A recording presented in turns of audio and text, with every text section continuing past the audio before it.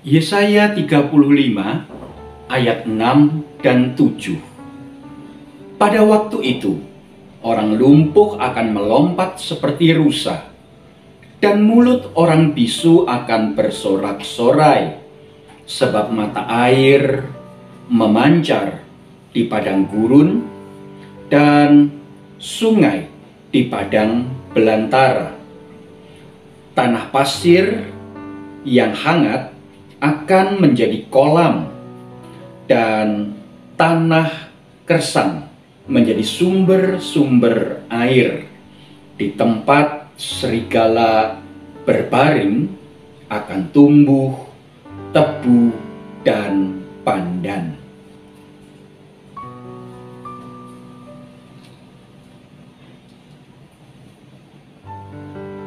Selamat pagi Ibu Bapak Saudara, anggota jemaat dan simpatisan GKI Taman Majapahit Semarang. Bagaimana kabar Anda pada pagi hari ini? Semoga kita semua bangun dengan hati yang siap memuji Tuhan, dengan hati yang siap untuk menerima berkat yang baru yang Tuhan sediakan, juga dengan hati yang siap untuk Tuhan pakai menjadi alat dan berkat dengan berbagai kegiatan yang akan kita lakukan. Ibu Bapak, Saudara yang terkasih dalam Tuhan Yesus Kristus, kita telah memasuki minggu kedua Adventus. Itu berarti kita belajar untuk terus memupuk pengharapan di dalam hati kita, di dalam masa-masa penantian kedatangan Kristus kembali. Dan oleh karena itu, Ibu Bapak Saudara yang terkasih, baik pula jikalau kita mencoba menempatkan diri kita kepada saudara-saudara kita yang selama ini kurang terperhatikan, kurang terekspos, atau bahkan tidak dihiraukan. Siapa mereka?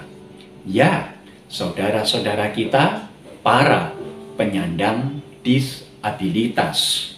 Selama ini kita mengatakan bahwa mereka adalah orang-orang cacat, mereka adalah orang-orang buta, mereka adalah orang-orang bisu, tuli, mereka adalah orang-orang lumpuh, dan lain sebagainya. Sebutan-sebutan yang bernada merendahkan. Seringkali juga bahkan kita mendengar ada orang-orang yang menyebut mereka sebagai orang yang tidak memiliki kelengkapan tubuh. Ibu Bapak Saudara yang terkasih, jikalau kita berada pada posisi mereka, kira-kira bagaimana perasaan kita? Oh ya, di satu sisi kita bisa mengatakan kita harus menerima realita, kita harus menerima kenyataan. Tidak mampu melihat dengan jelas, atau bahkan sama sekali tidak mampu melihat, tidak mampu untuk melakukan pekerjaan-pekerjaan karena tidak punya tangan atau tidak punya kaki. Tetapi Ibu Bapak Saudara yang terkasih, apakah kemudian kita hanya berhenti sampai di sana dan kemudian kita merasa kasihan kepada mereka? Oh, tidak. Ibu Bapak Saudara yang terkasih dalam Tuhan Yesus Kristus, mereka, saudara-saudara kita, para penyandang disabilitas ini, ternyata adalah pribadi-pribadi, sosok yang spektakuler. Kalau Ibu Bapak Saudara perhatikan baik-baik, mari kita mencoba membandingkan diri dengan mereka. saya punya teman, kenalan di laman Facebook saya, seorang artis, seniman di Salatiga. Begitu luar biasa ia menghasilkan karya-karya yang sangat apik, sangat indah. Tetapi yang perlu ibu bapak saudara perhatikan baik-baik, beliau tidak memiliki tangan. Ia menggambar, ia melukis dengan kakinya. Dan beberapa waktu yang lalu ia menyelenggarakan pameran lukisan di hotel yang cukup besar di kota Salatiga. Pengunjung antusias, mereka melihat dengan berdecak kagum.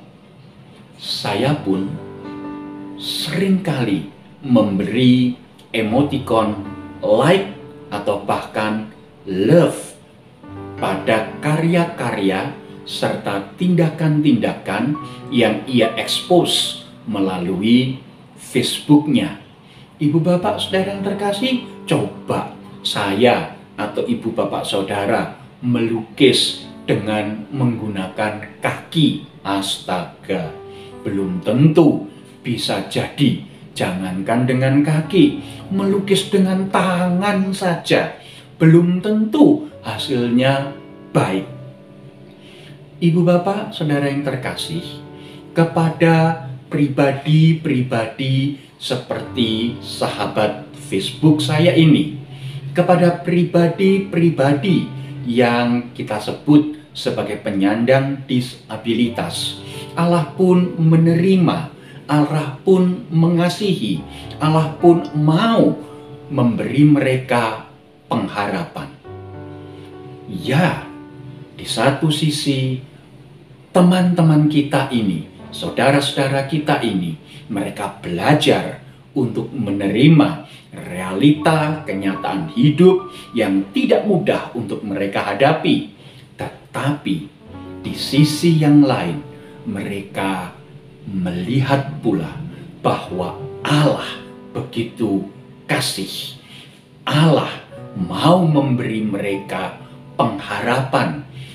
Allah tetap melihat, memandang, menganggap mereka sebagai pribadi yang berharga. Ibu bapak, saudara yang terkasih dalam Tuhan Yesus Kristus, pengharapan sedemikianlah yang diberitakan di dalam kitab Yesaya. Tidak peduli bagaimanakah situasi dan kondisi seseorang di dalam segala kelemahan dan keterbatasannya, Allah tetap memandang semua orang begitu berharga dan Allah tetap mau memberikan pengharapan kepadanya. Allah mau supaya semua orang, semua pribadi boleh memiliki kekuatan untuk menjalani hidup mereka dengan segala kelemahan dan keterbatasan mereka. Hari ini ibu bapak saudara yang terkasih, saya mau mengingatkan bahwa kalau selama ini kita mengatakan mereka yang tidak bisa melihat, mereka yang tidak memiliki tangan dan kaki, mereka yang tidak memiliki tenaga atau apapun juga dikatakan sebagai penyandang disabilitas.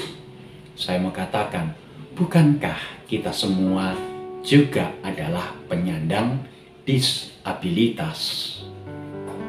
Akan tiba waktunya penglihatan kita mulai lamur.